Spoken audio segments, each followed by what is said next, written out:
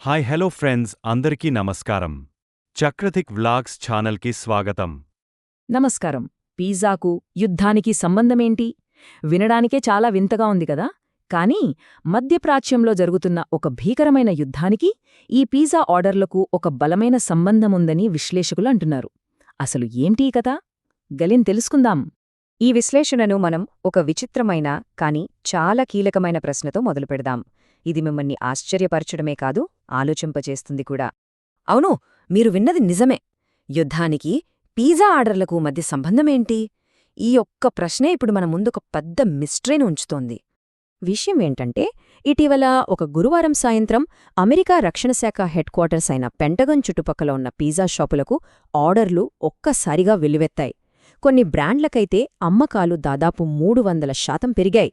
ఇది కేవలం జనాలకు ఆకలేసి పెరిగిన ఆర్డర్లు కాదు, దీని వెనుక చాలా పెద్ద కారణముందని నిపుణులంటున్నారు.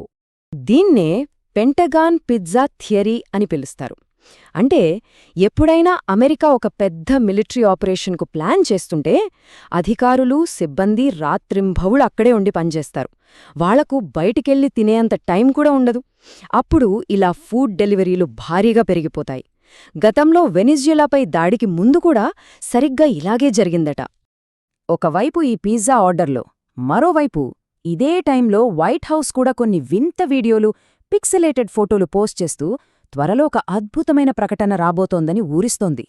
ఈ సంకేతాలన్నీ చూస్తుంటే ఏదో పెద్దదే జరగబోతోందనిపిస్తోంది. ఇంతకీ ఏంటది?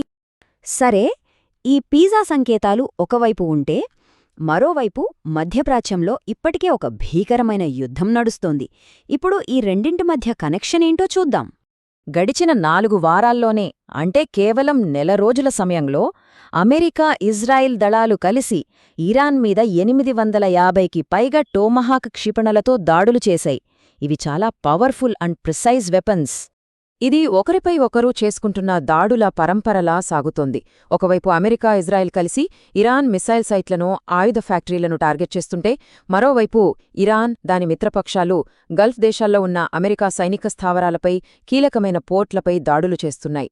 మేము దాడులను ఇంకా తీవ్రతరం చేస్తాం, ఈ యుద్ధ నేరానికి వాళ్లు భారీ మూల్యం చెల్లించుకోక తప్పదు అని ఇజ్రాయెల్ రక్షణ మంత్రి చేసిన ఈ ప్రకటన చూస్తే, ఈ యుద్ధాన్ని ఆపే ఆలోచనలో వాళ్లు లేరని స్పష్టంగా అర్థమవుతుంది.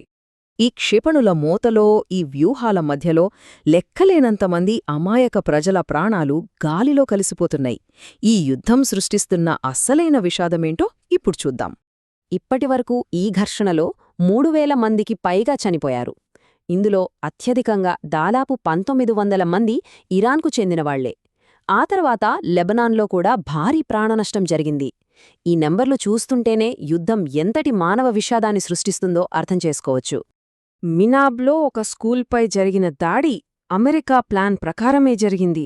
అందులో 160 మందికి పైగా పిల్లలు చనిపోయారు అని ఇరాన్ విదేశాంగ మంత్రి చేసిన ఈ ఆరోపణ, ఇరు దేశాల మధ్య వైరం ఏ స్థాయిలో ఉందో, ఈ యుద్ధం ఎంత దారుణంగా సాగుతుందో చూపిస్తోంది. ఈ యుద్ధంలో కేవలం ఆయుధాలే కాదు, ప్రచారం కూడా ఒక పవర్ఫుల్ వెపన్గా మారింది. ఇరాన్ ప్రయోగించిన కొన్ని క్షిపణుల మీద భారత ప్రజలకు ధన్యవాదాలు అని సందేశాలు రాసివుండటం ఆశ్చర్యపరిచింది. ఇది గొడవలోకి ఇతర దేశాలను కూడా లాగే ప్రయత్నంగా కనిపిస్తోంది. సరే, ఇంత భయంకరమైన యుద్ధానికి మనం మొదట మాట్లాడుకున్న ఆ పిజ్జా ఆర్డర్లకు అసలు సంబంధమేంటి? ఇప్పుడు ఆ మిస్టరీని ఛేదిద్దాం. చూడండి, ఒకవైపు మన కళ్ల ముందు కనిపిస్తున్న నిజాలున్నాయి. నెల రోజులుగా తీవ్రమైన యుద్ధం, 850కి పైగా క్షిపణులు, 3000కు పైగా మరణాలు. మరోవైపు కొన్ని బలమైన అనుమానాలున్నాయి. అమెరికా త్వరలో భూతల దాడులకు, అంటే గ్రౌండ్ ఇన్వేజన్కు సిద్ధమవుతోందని, వైట్ హౌస్ నుండి రాబోయే ఆ ప్రకటన దీని గురించేనని అనుకుంటున్నారు. అందుకే ఈ పిజ్జా థియరీని, వైట్ హౌస్ రహస్య పోస్టులను ఇప్పుడు కేవలం ఇంటర్నెట్ కబురులుగా కొట్టిపారేయలేం. అమెరికా నిజంగానే భూతల దాడికి దిగితే ఈ యుద్ధం మరింత ప్రమాదకరమైన దశకు చేరుకుంటుంది. ఈ వింత సంకేతాలన్నీ బహుశా దాని ముందస్తు హెచ్చరికలే కావచ్చని విశ్లేషకులు భావిస్తున్నారు. మరి ప్రపంచమంతా ఈ వింత సంకేతాలను గమనిస్తున్న ఈ సమయంలో మనమొక పెద్ద, భయంకరమైన యుద్ధానికి ముందున్న నిశ్శబ్దంలో ఉన్నామా? ఈ పిజ్జా ఆర్డర్లు రాబోయే పెనుతుఫానుకు సంకేతాలా? దీనికి కాలమే సమాధానం చెప్పాలి.